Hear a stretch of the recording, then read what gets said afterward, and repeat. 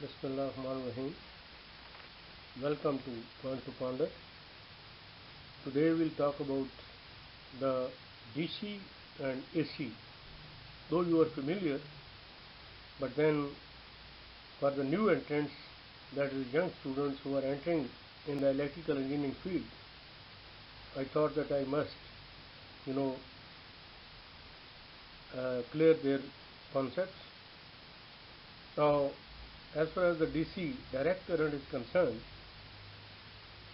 basically when it rises from minimum, that is zero level, to the maximum, then it stays there, that it has got only one direction.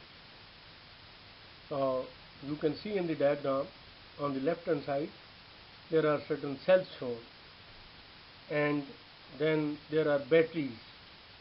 So they are basically, you are quite familiar with the DC. Now it is still being used and it will be used in the time to come also. Now if I start counting the devices or the equipment which DC is using, it will take hours together, but I will give you a simple principle that anything which is portable, like your mobile phone or your laptop, etc., or for that matter of fact your radio, and anything which is portable and it requires energy for its operation, be sure that it is using the DC energy. And moreover, even if it is static, that is the electronic equipment, where the transistors, diodes, integrated circuits and other electronic devices, they are being used, there it will be the DC which will be used.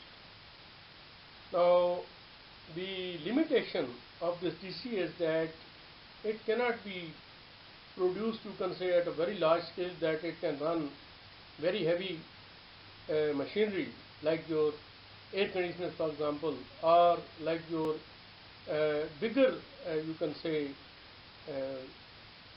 that is your refrigerators, etc. However, there are, DC refrigerators, but they are small, and similarly the DC air conditioners are also there, but they are small, they are not, you can say, where they do not consume a lot of energy, isn't it? But the other limitation is that it cannot be transferred over a long distances. If you have to transfer this over long distances, then it is really costly, and that is the limitation. Now if we come to the AC, as far as the alternating current is concerned, now it moves from 0 to maximum, then it reverses back and comes back to the 0, then it goes on to the negative side, and then again it comes back to the 0. So that is what we call as the sine wave, isn't it? Now it does not mean that the electron, which they move in one direction and they do some work, and when they are moving in another direction they undo that work. No, it's not like that. It is not the electrons who do the work, it is basically the effect they create that the work is done. For example, when these electrons, the AC electrons, they are moving through the resistor, then resistor gets heated. It will get heated in any case, whether the electron move in one direction, that is the positive direction, or the negative direction, or both the directions. So this is what you have to remember.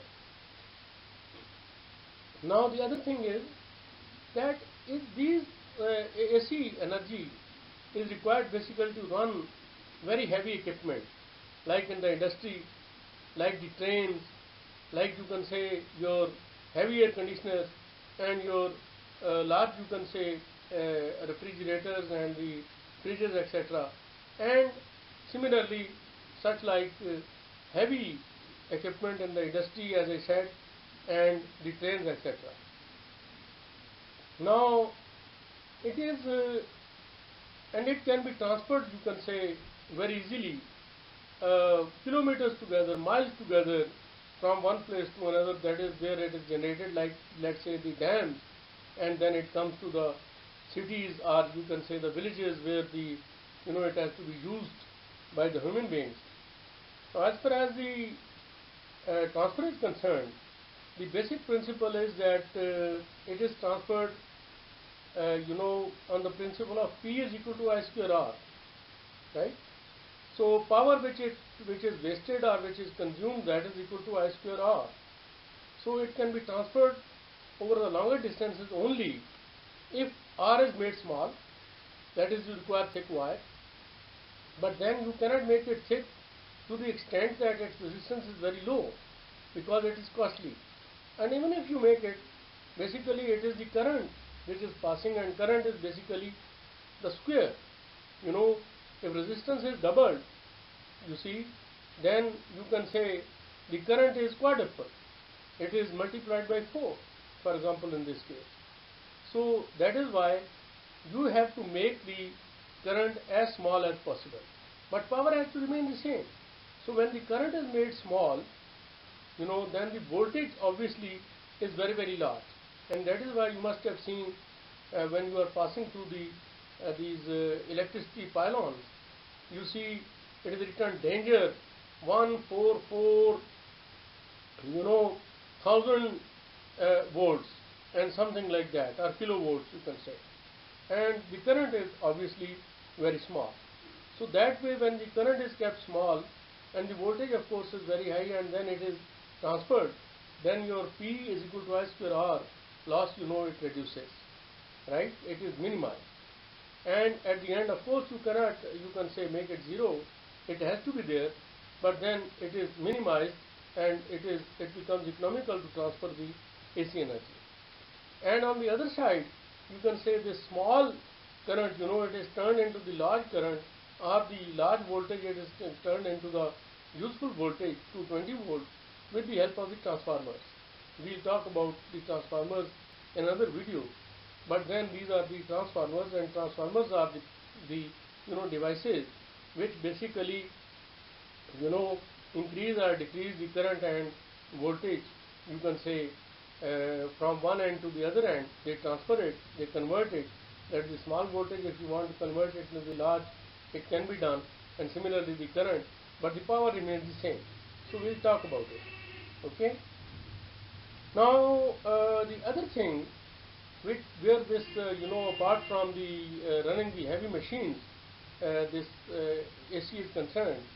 The AC basically, you see your sound waves. If you, let's say, speak, you have the microphone and you sit in front of your laptop or your monitor, and or you can say oscilloscope, and you speak, you will see that your sound waves are like the AC energy. They are also going from 0 to positive, positive to negative, and things like that, isn't it?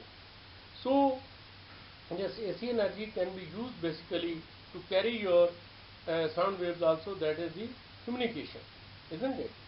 And the other thing is that when this AC energy, it is passing through a conductor, and if you keep increasing the frequency, a state comes when it starts leaving, you can say, the surface of the conductor, or we say that the energy is radiated.